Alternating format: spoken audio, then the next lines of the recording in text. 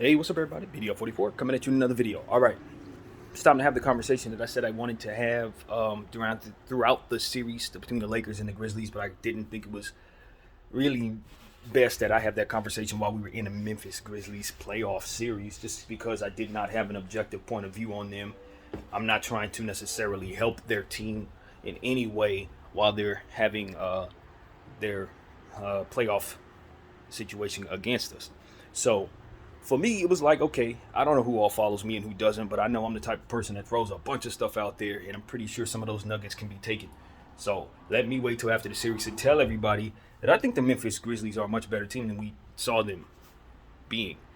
And I ain't talking about just Steven Adams and Brandon Clark missing, man. I would have done a couple of things differently if I was on the Memphis side of things. And I legitimately think Memphis would have still been in the series if they would have done those things. One of them, Luke Kennard was averaging like 4 attempts on the series. That is crazy to me. Crazy to me when you consider how well he's been shooting since they picked him up from the Clippers. So that right there was, I think, probably the most glaring thing for me, is looking from night to night and realizing Luke Kennard had a very small portion of what they were doing come his way in regards to the offensive load. He needed probably triple the shots. He should have been the third leading scorer on the team from night to night to night. And if that would have been the case, I think we would have had some trouble, because we don't guard the perimeter as well as we need to. And he is a player who would have been running off of screens, darting all over the place, making things a lot more difficult than he did if I was running things. Because I know how quickly he can move from spot to spot. This dude's a dart all over the place. He just darts all over the place. Run him off of screens, boom, catch him in the corner. Perfect pass to get him an open shot. He'll hit about 5 or 6 threes if you run him correctly. So I just think Luke Kennard is a developing player who still has a chance to be extremely special in this league, in my opinion. Just because he didn't come out the gate like Donovan Mitchell does not mean that he can't ultimately become what it is everybody thought he was going to be when they drafted him. And I think he's on par to be that. I think he's on par to be a very elite three-point shooter, and it's still early. So if the Memphis Grizzlies don't want Luke Kennard, I'd love to have him in purple and gold. I just know where he's headed from here. He's going to continue to be a fantastic shooter so long as he stays healthy, and he does have different intangibles that make me feel pretty comfortable about putting him on the floor. Sort of like Bogdan Bogdanovic in Atlanta. They're just in the same lane to me, and I think that he's going to continue to ascend and play better. And so, Memphis, you got a good player there. You might want to give him a bit more of a role next year if he's still on your roster. Also, Zaire Williams. That's another guy, man. I don't know why the heck he's in a more used player in their situation, because he's one of their best two-way players, period. Defensively, he has the length to do things. Offensively, he can stroke the three-point shot pretty regularly and has a lot of intangibles that I think can be utilized off the ball. Catch and shoot situations, slashing at the rim, dunking on people. He's a long, small forward with lottery talent who just hasn't been developed as well as you would think, especially given the fact that he was in Memphis. And he was drafted by Memphis in a time when they couldn't miss with the draft during that time when they were picking him up. He's developed pretty well for them with the minutes that I've seen. But when you look up at where they're at right now, they ain't hardly use him. And I just think that was misguided completely. He should have been used at least as much as Troy Brown was used for us, or more. And I think Zaire Williams is a better player than Troy. But you didn't see him as much as he could have been utilized in this series to give us trouble with his length. So that's a player that should not have been pushed to the back of the bench at all. And then another one, of course, you heard me say this throughout the course of the series. We never saw this kid until the last 7 minutes of blowout time in Game 6. But Kenny Lofton, that was the first time he checked in the game when the score was down by like 40, 35 or something. And I'm just saying, and I know, Taylor and Jake, that's one of your best players. You and I both know that's one of your best players. You and I both know if you would have ran that kid 30 minutes a game, he would have made some mistakes, turned the ball over, probably picked up some unnecessary fouls. Maybe efficiency wouldn't have been there. But it's 270 pounds. We literally didn't have anybody to throw at him. Now, so if they would have pushed him to the front of the line, like we pushed Rui, or like we had been doing Vanderbilt, or like we had been doing Beasley in certain situations, if they would have used Kenny like I would have used Kenny, instead of using Saldama and instead of using Conchar, he should have just been taking their minutes completely. That would have been a different series. Conchar didn't pose no real threat. He blocked 2 shots in this series in Game 2, and that was about it. Why the hell was he even out there? Let's be honest. Why was he even out there? He didn't contribute nothing. And I look at Saldana. Saldana was the leading scorer yesterday, but he was the one with the lowest plus minus. He couldn't guard anybody. Every time they put him on the floor against any of our guys, we were going to work. We were hunting them like I complained about us hunting Beasley. That's how we hunted Saldana. It was like if we put Rui on him, he's scoring on him. If we put Winion on him, he's scoring on him. It's like, why are you checking in somebody who can only help you on the offensive side when you're having defensive issues with us when you put in your second unit, just like we were having defensive issues with them when we put in our second unit? So it's just like Taylor Jenkins and Darvin Ham driving me crazy. Both of them were. And to be honest with you, I was happy to be on the Lakers side of things, so it wasn't a big deal. But I couldn't wait for the series to end so I could do this. I don't hate the Grizzlies no more than I would hate the Jazz or something. They are another team for me. They didn't get on my radar in regards to me hating them doing this. They just are a team that's young and needs to learn their lesson. Just like any other young team, you got to learn why you shouldn't do certain things. I think they figured that out this year. I think we'll see a much better Grizzly team next year, and I think they will make good decisions with their roster. If they see my video, some of those players that you got there that I've mentioned, just push them to the front of the line. You ain't even really make too many trades. The Grizzlies don't have to make too many trades. Just make Luke Kennard, Zaire Williams, and Kenny Lofton more of a focal point to what you do, and move the guys that I mentioned that should be moved behind out of there. Also, after this playoff series, I don't want to say something that I don't believe. So let me amend this thought by saying I like Tyus Jones, but he did not show up in the biggest moments. And that's exactly what his job is. You're supposed to be the guy that if Morant is out there or not, you're supposed to be able to come out there, hit shots, and make good decisions, play defense. And in the series against the Lakers, he was trash. Complete trash. The only time he wasn't trash is when Ja wasn't out there and he helped them win game 2, and even that wasn't his most efficient game at all. So, this is my thought. Given the fact that he has so much respect around the league and he does play backup, it's time to move him. Because his value is too high for what it is you're asking him to do, and he performed too low for what it is you asked him to do just the same. So I got this backup point guard who probably could be a starter in the league, which means I can get something for him. But I want to utilize him as my backup to my superstar Ja Morant. He's never going to send that guy. It's never going to happen. But I want to keep him on my bench at that price. It's a different version of what I say is going on in Golden State in regards to Jordan Poole. Doubling down on stuff that you already have in very, very expensive pieces when you could use other things that they could be if you were to trade them. This is what that is. They don't need Tyus Jones no more. Because Ja Morant is a super duper star of the highest order. And having the best overall backup point guard to Ja Morant is redundant when you have other holes. How about you turn him into another guy who's really good point guard, another guy, and then take Tyus Jones' value, send him somewhere where he can be the starter, and then bring back what would otherwise be something that you could use even more so than Tyus Jones, and then let that new point guard, who may not be as sturdy as Tyus Jones, but is still a very good point guard, whoever it will be the guy that's behind Ja. Because I don't need Tyus Jones. What do I need Tyus Jones for if he's going to come and be 0 for 7 in big games in the playoff? I don't need that dude. You know what I'm saying? Seriously. It's just redundant to have somebody that good in that position at that point, especially if he ain't going to show up when you need him. So that's my thing with Tyus Jones. You could send him to a team where he's going to have a more prominent role, and that makes more sense to me. And then Dylan Brooks. Dylan Brooks is a character where it's easy to jump on top of him because he made himself hateable. And it's easy to look at him and say, ha, look at that clown, send him to Shanghai. But the reality is, the way he's been shooting, you need to send him to Shanghai. Like, honestly, that's how bad he's been shooting. It's not that I think this player don't have any upside. Like I said about 3 months ago, he covers the perimeter as well as anybody in the league. That might be one of the best perimeter defensive players in the league, Dylan Brooks. From the three-point line to the paint to the three-point line, he's one of the fastest players who can move back and forth in those spaces. So I know what his strengths is. He can drive to the rim, get and ones. If you leave him open for too long, he's going to eventually hit some shots, probably the ones you don't want him to hit.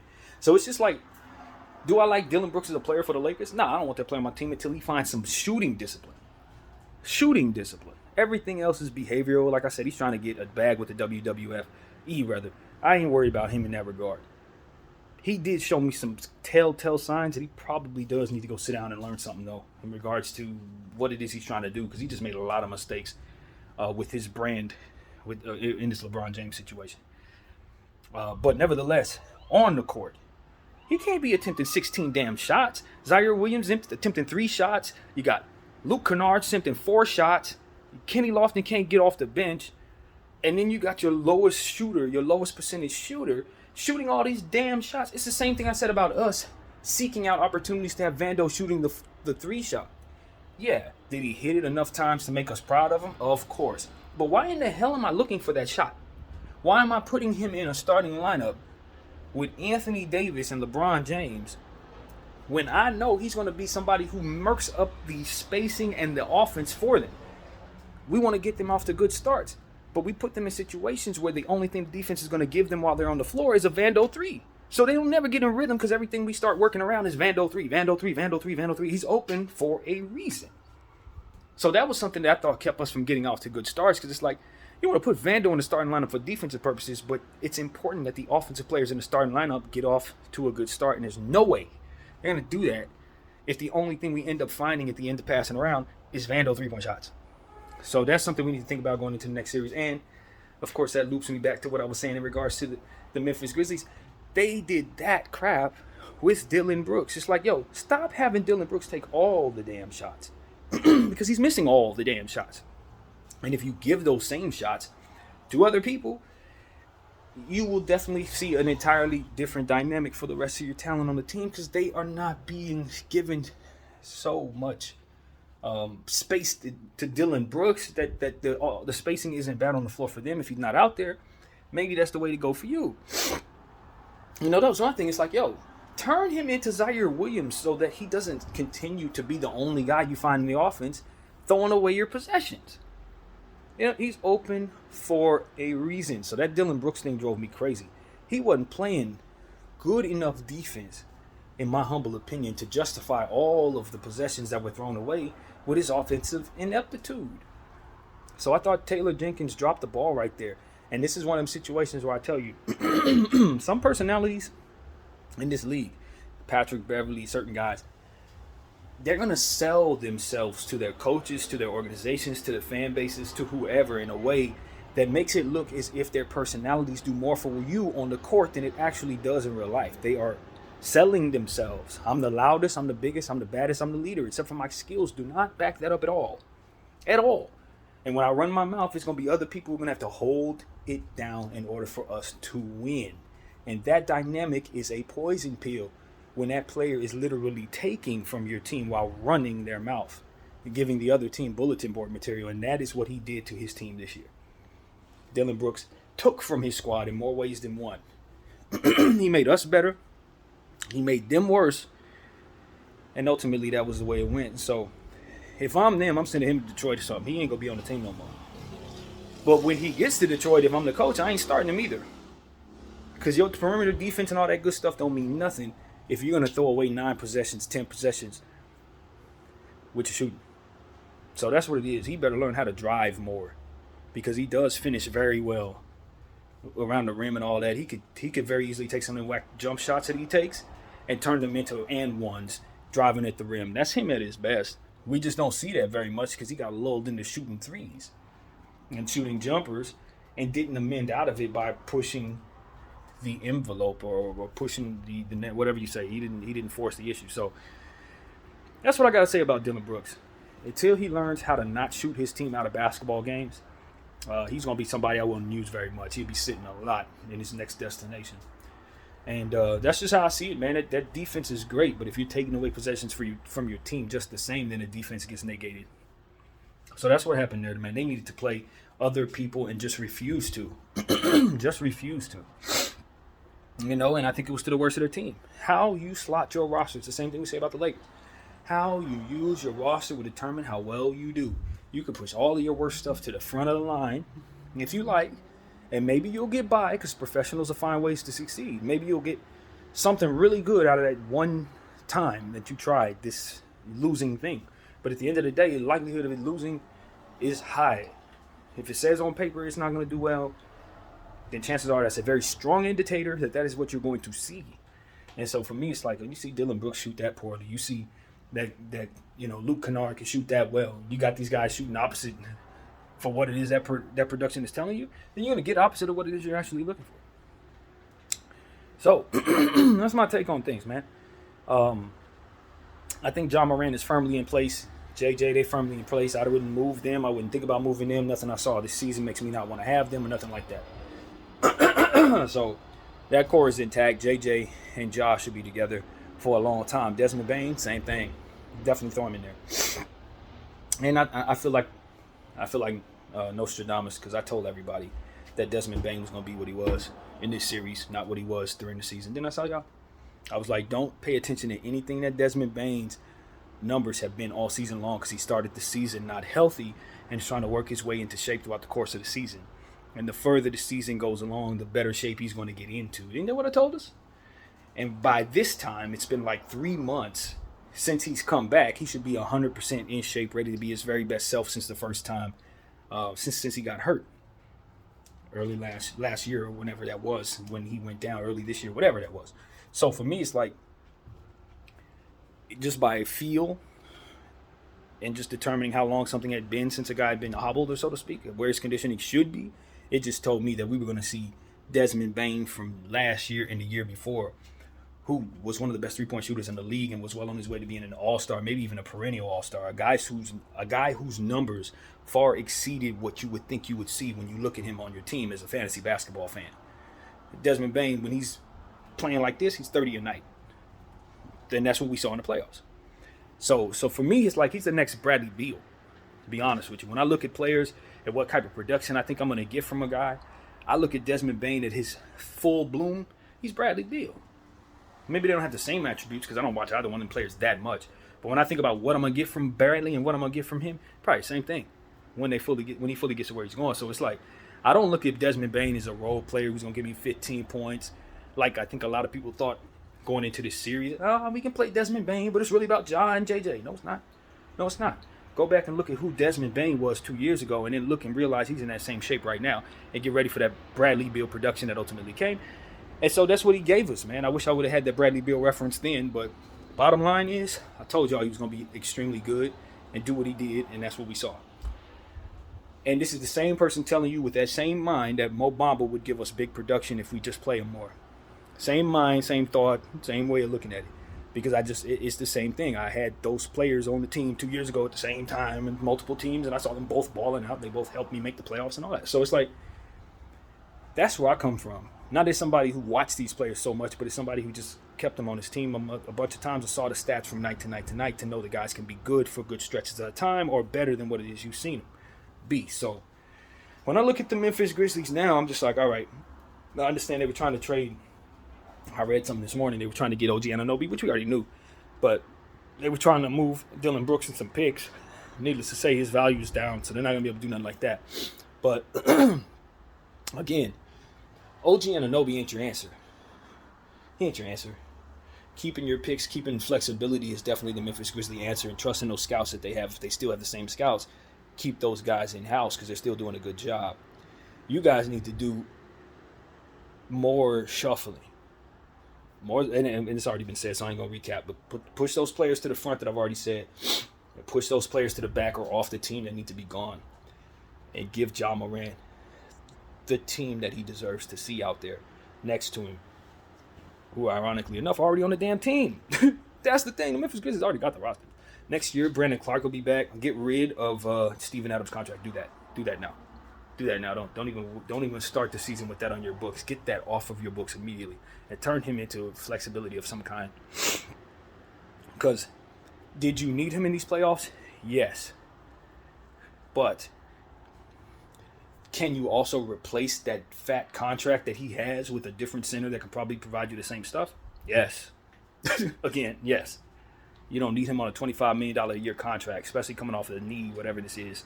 He ain't worth that. As much as we like him and we don't look at him as an old player, because he's not old. He just look old. He's actually in his 20s. But I think he's an old 28. That's how I look at Steven Adams. He's an old 28. And so he'll have some good years ahead. Don't get it twisted. He's still going to be a very good player. But for the price tag he has, it's going to be very difficult to see him be a part of a championship team until that contract is done. So that's what I think about that. It's an anchor to their team, whether he's playing well or not. They can use that piece in other players, and they will find his production in a much more inexpensive price. No different than I say about Tyus Jones. So that's what the Memphis Grizzlies need to do, man. I was impressed with Conchar's block shots. I ain't gonna sit up here and say he didn't impress me with the minutes given, but there was no way he needs to be out there that much when you got Kenny Lofton on your team. It's the same thing I say about the Lakers. When you have other options, there's no reason to go to lesser options. And so that's really what it comes down to. If your system is telling you to play worse players, and you need to move on from that system. And so that's really what it is, man. I understand that Darvin Ham and Taylor Jenkins are also both from the Budenholzer tree, so that would explain all of this that I hated. This is more of what we were talking about last night in regards to Budenholzer's style that throws stuff out there that is unorthodox that will ultimately lull the other coach to sleep and thus give him an advantage in the end in a confusing environment from which to work. So that's I don't know if Taylor Jenkins does the same thing. Darvin Ham obviously strategized that way, and we know Budenholzer, that's his get down, and he comes from the Spurs tree. So when we follow all of this, it's just the unorthodox nature of the rotations, and some of the times I just think they overthink themselves and trying to throw monkey wrenches out there. You can just get from point A to point B much easier and save yourself all of that strategy. So that's what I got to say, man. It's good to see those two coaches show love to each other after the games. They both were very classy in their statements about one another, and that's always good to see. And I just hope we see a good Grizzly team next year that the Lakers don't have to run into in the playoffs, so I can look at them objectively again. Because they're one of my favorite teams over the last 2 years to pay attention to in the playoffs. Last year, I was giving them extreme attention in the first round last year when they were ousted out. And, of course, this year they played against us. So, yeah, the Grizzlies are a team that I'm not going to say I'm invested in any way, but I just pay attention to them a bit more in the playoffs than I had any of these other teams. So it's like, look, when are you guys going to realize Dillon Brooks did this last year? If y'all go back a year ago and watch my videos, reactions to the Memphis playoffs against God knows whoever it was they played, I don't even remember. But them games, I was telling y'all that Dillon Brooks' inefficiency is what hurts this team back then. And if he just stopped shooting so much and if he started driving more, he would help the team because his defense going to make up for it. So, like, that's really what I think of the kid. He's going to be an asset 2-3 years from now when he stops being a goof. You know, like literally. When he stops being a goof, he's going to be really good defensively. He's going to cater to a fantastic defense. But if you don't put a muzzle on his shooting, he will take more than he gives. And he will sell it. He'll sell it to your coach, so you'll see him a lot. That's a problem. So that I guess is what I can say, man. Stop letting these con men sell you these big personalities without giving you big production. If that big production ain't there, they can sit their loud butt next to me. That's how I feel. We ain't doing that. I ain't moved by the type of personalities. You loud, you charismatic. We're gonna be over here helping the coach. You're gonna be over here helping the coach. You ain't gonna be on the court. So that's how I feel about that, man. You know, Memphis is a solid team, but they're not close to a championship in my opinion because they have to do some things with their rotation and their roster and situation and their cap situation to make them as good as they want to be to withstand the injuries that they ultimately take. So get Steven Adams out of there. Empower Kenny Lofton, arguably the best contract in the league right now. Empower Luke Kennard. Move his backups out of there, or the guys that are in front of him like Dillon Brooks out of there. Zaldamos, get out of there. You know, some of the dudes you can replace with higher level upside players that can bloom into something really, really special if you just give them a chance. You need more of those, Memphis. Trust them, scouts. So that's where my head is, man. I wouldn't fire Taylor Jenkins necessarily, but I did not like what I saw. And they did not win the series, for whatever it's worth. And they weren't supposed to if they going up against my Lakers and we doing what we're supposed to do. So credit our GM for putting together a roster that they couldn't overcome with their injuries. And even if they did have Steven Adams and Brandon Clark, I think we still ultimately win the series low-key. I do. I still think that now that we see how this all plays out, if Dillon Brooks would have said what he said, Steven Adams and Brandon Clark weren't going to stop that from happening. They weren't going to stop us from blowing them out at 40 in Game 6. That wasn't about to happen. They would have got blown out too. I'm telling y'all. A couple extra offensive rebounds, that's about all it would have been. Maybe a couple extra putbacks. Brandon Clark would have made an appearance, but, you know, it would not have been enough if we did what we did. Just the same. So, excited about it, man. Got to give Xavier Tillman his credit. That dude is really, really good. Y'all got to keep him on the team, too. Definitely do that. And if you don't want him, we want him, that kind of thing. So, that's what I got to say to Memphis. There are a couple players on your team that if for some reason you don't want them anymore, you can send them the purple and gold, no problem. Zaire Williams, you know, of course, any of the stars, John Bain, of course, and the JJ, obviously, but, you know, more so we talking about the players that they're not using. Kenny Lofton, I would love to have Kenny Lofton in purple and gold. Because I know that size is serious. You don't just have a dude that goes 270 and can do what he does. Aggressive laying the ball up, aggressive shooting the rock, aggressive doing other things, boarding the ball. He's a natural talent.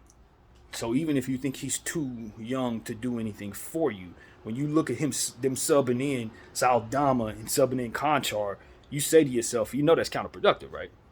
That's the complete opposite of what you want for yourself. So I just think teams overthink themselves when they get these young players who could really go. They want to wait a year. Like, you don't have a year to wait. Next year, your team ain't going to be as good.